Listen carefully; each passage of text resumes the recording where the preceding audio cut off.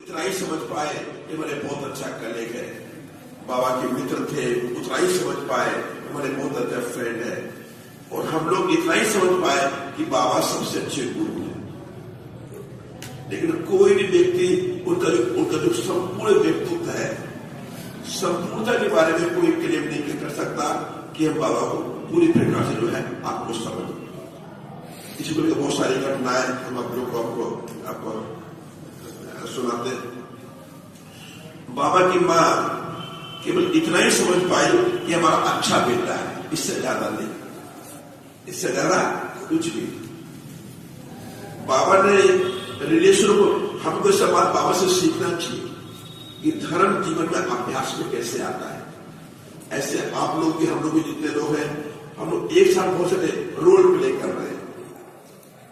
बोला ये है, आप किसी के फादर भी हो, किसी के हस्बैंड भी हो, किसी के बेटे भी हो, किसी के मित्र भी हो, है ना, किसी के कलीग भी हो, एक कितने रोल प्ले कर रहे हैं। ये हम लोग बाबा के जीवन से सीखने की बात है कि किसके साथ हमको कैसा व्यवहार करना चाहिए। बाबा की नौकरी थी तो अपने संगठन के बारे में, संस्था के बारे में बाबा कभी चर्चा नहीं की कि मैं 8 वर्ष का गुरु, कभी बाबा आपको चर्चा नहीं की। तो बाबा जानते थे कि मां से को कैसा रोल प्ले करना है। तो हर व्यक्ति का जो रोल है उसको अच्छे से सीखना है, उसको आपको कैसे अच्छे से आपको मिले। हम लोग क्या करते होता मिक्सअप कर देते हैं और हमारे संबंध क्या हो जाते, खराब हो जाते। हमारा पति पत्नी का जो रिश्ता है तो उसका एक फिक्स भाषा होगा, उसके संबंध होगा, उन्हीं शब्दों का हम प्रयोग करेंगे। आपको जो मित्र हैं, आपको जो बच्चे हैं, उनसे रोल आपको प्ले करना है। ये बाबा ने पूरा परफेक्टली जो है ये जो है आपको सिद्ध करके दिखाया कि एक ही जीवन में कितना रोल अच्छे से प्ले आपको किया जा सकता है। तो उस समय 8 नंबर की स्थापना हो गई थी, लेकिन बाबा अपने घर में अपनी मां से कभी चर्चा नहीं किए थे। तो बाबा, लेकिन बाबा बहुत ही आज्ञाकारी थे, बहुत ही ओबीडिएंट थे।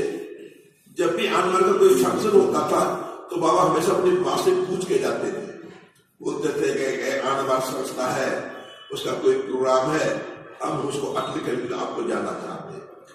तो बाबा की मैं समझते थे एक संस्था होगा, उसका ही कोई मेंबर होगा, उसको ज्वाइन करके आपको जाता होगा। एक बाबा के छोटे भाई थे, एक लोकल क्लब था वहां पर जहां बाबा रहते थे, उसका प्रेसिडेंट था, उनके हेड थे।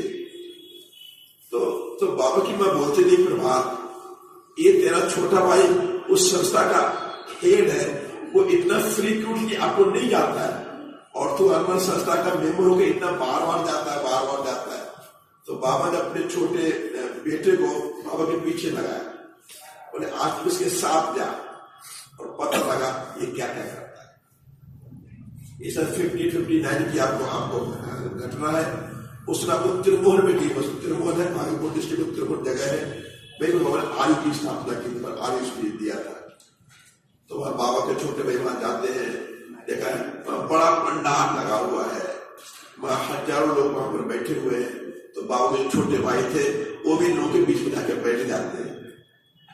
तो समझते हैं ना कि कोई गुरु यहाँ आएगा, यहाँ पर आपको बैठेगा, कोई बड़ा प्रोग्राम होगा। तो समय बीतता गया, वह देखते हैं कि उन्हीं के बड़े भाई, बाबा के छोटे भाई, उन्हीं के बड़े भाई देखा स्टेज के कोने से आते हैं और भाई आसन पे विराज हो जाते हैं। उनको तो एक बेहोश हो गए, उनको तो होश ही गिरा हो गए, गिर गए। तो ऑफिशियली बाबा की मां को ऑफिशियली पता चला था कि जो भारत सरकार है इस संस्था का मेंबर नहीं है, यही गुरु है, उसे पता चला। तो हमारा बोलने का मतलब है कि बाबा ने हर एक से उतना ही रिश्ता रखा, बाबा की मां उतना ही जान पाई ये मेरा एक अच्छा बेटा है।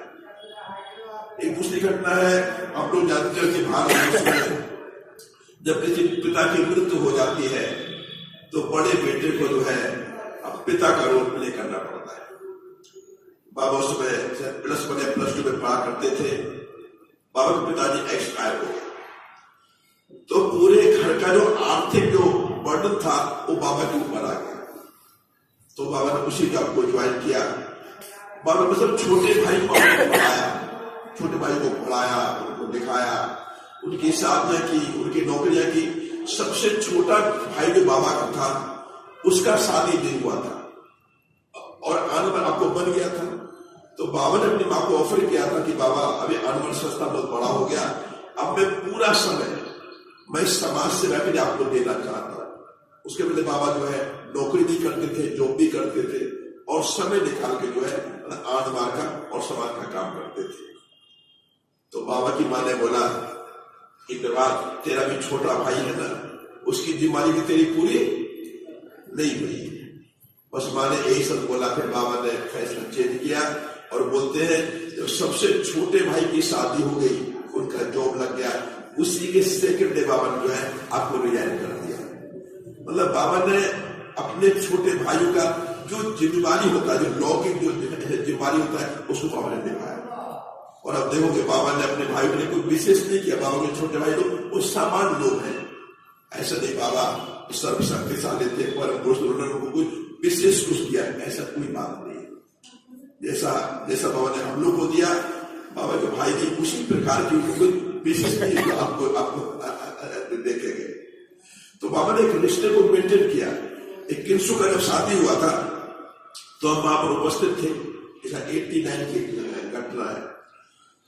तो शादी होने का था और वहां दो चेयर लगाई गई, 2 सोफे लगाए गए। तो हमको बोला गया कि एक सोफे पे आपको बाबा बैठेंगे।